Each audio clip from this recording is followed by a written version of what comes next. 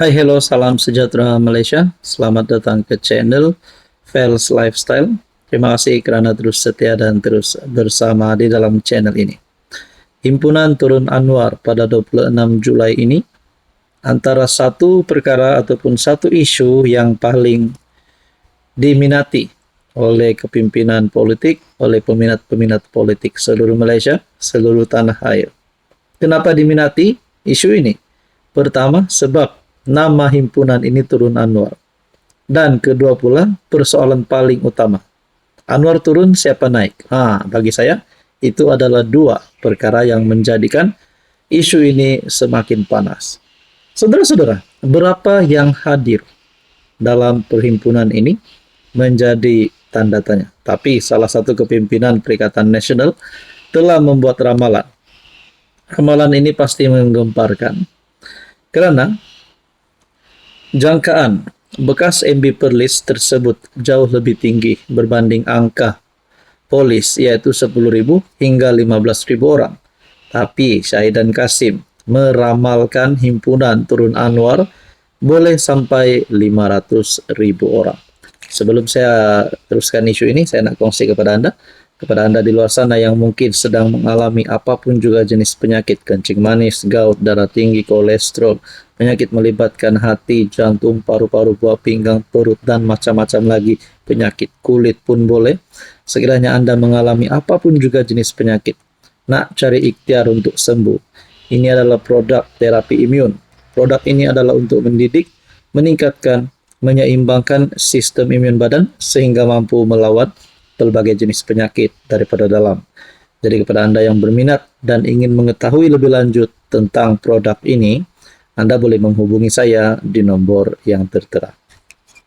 Saudara-saudara, Syahidan Kasim meramalkan himpunan Turun Anwar boleh sampai 500.000 orang. Saya nak tanya, kalaulah angka ini dapat dicapai sebanyak 500.000 orang, bayangkan setiap seorang yang hadir ini derma RM1 dalam satu kotak untuk PN, untuk pembangkang sudah RM500.000. Kalau RM2 sudah RM1.000.000. Jadi bayangkan dengan dana 1 juta ini kalau dikumpulkan, bukankah sangat berguna untuk membantu mereka-mereka yang memerlukan. Instead of berhimpun tengah jalan nak protes kerajaan, nak turunkan Anwar, lebih baik mereka kumpul RM1 seorang, buat satu tabung, guna dana itu untuk bantu mereka yang memerlukan, anak-anak yatim, orang-orang susah di luar sana. Daripada mereka turun hujung minggu, sudahlah buang masa, buang minyak, buang tenaga, silap-silap mereka makan minum sendiri, sudah tak kerugi begitu, saudara-saudara. Nah, di dalam ruangan komen setelah Syahidan Kasim membuat ramalan tersebut, kalau 36 juta turun pun tak guna kalau semua MP pembangkang takut nak buat usul tak percaya kat Parlimen. Ada yang kata 1 juta cecah insya Allah. Ada juga kata cecah jutaan pun kalau tak ada usul undi tak percaya dalam Parlimen, Anwar tetap PM10 27 Julai 2025 sampai habis penggal. Tunggu PRU 16. Ada juga komen berkata di sini, harap-harap ramailah turun demi menyelamat anak menantu pemimpin pembangkang. Nama menantu Muhyiddin pula disebut di sini, karena beliau juga adalah pemimpin pembangkang. Ada yang kata syukur alhamdulillah, PMX dah elok dah, Timbalan Perdana Menteri pun dah elok dah, tuan-tuan, puan-puan, PMX best, kan tuan-tuan, PMX best, mereka kata. Kami meramalkan hanya 500 orang sahaja. Itu pun diangkat dengan bas percuma dan diberi RM50. Ada yang kata saudara-saudara, kalau tak capai 500.000 saya letak jawatan, kalau beranilah.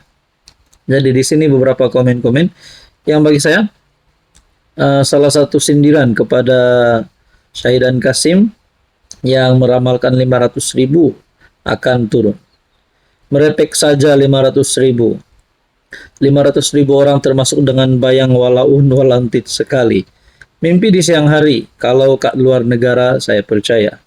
Nah, itu adalah beberapa komen-komen yang bagi saya uh, sindiran kepada pembangkang. Nah, jadi saudara-saudara yang saya hormati, kalau mereka nak turunkan Anwar, mereka nak adakan perhimpunan ini, adakah benarlah kata pemerhati ataupun ada satu komen yang saya dengar sebelum ini, perhimpunan ini memang tidak ada gunanya kerana Anwar tetap PMX. Hai, hello, salam sejahtera Malaysia. Selamat datang ke channel Fels Lifestyle. Terima kasih kerana terus setia dan terus bersama di dalam channel ini. Tuan-tuan dan puan, Anwar Ibrahim sebagai Perdana Menteri sentiasa membuat kenyataan berkaitan dengan rasuah, ketirisan, ada wang rakyat dicuri. Anwar juga berkomitmen untuk mengembalikan semula semua wang yang telah dicuri ini. Persoalan yang utama adalah siapa yang mencuri wang ini. Saudara-saudara, saya melihat satu dapatan daripada Facebook page The Power of PHBN dengan satu gambar yang dikongsi bertajuk Laporan Audit Negara 2025. PMX bongkar RM48,78 bilion tiris. Rejim lama gagal, era Madani bertindak. Tak pasti perkara ini benar ataupun tidak, tapi saya nak kongsi kepada anda. Sebelum itu saya perkenalkan kepada anda, ini adalah produk transfer factor. Produk ini adalah untuk meningkatkan sistem imun badan, mendidik sistem imun badan, dan juga menyeimbangkan sistem imun badan supaya dapat melawan pelbagai jenis penyakit, termasuk 3 serangkai, darah tinggi, kolesterol, kencing manis, penyakit melibatkan hati, jantung, paru-paru, perut, dan macam-macam lagi penyakit yang kita biasa dengar. Sekiranya Anda berminat, Anda boleh menghubungi saya di nomor yang tertera. Produk ini diluluskan Kementerian Kesihatan Malaysia, diluluskan hospital. Jadi jangan risau, produk ini halal dan selamat. Saudara-saudara, kita kembali kepada isu kita, di mana laporan audit negara 2025.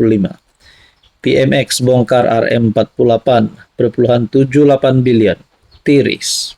Rejim lama gagal, era Madani bertindak. Ketirisan RM48,78 bilion bermula sejak era kerajaan terdahulu. Laporan Ketua Audit Negara, kementerian ataupun agensi yang terlibat, Kementerian Keuangan, tender pre-Q lambat, tidak telus berisiko manipulasi.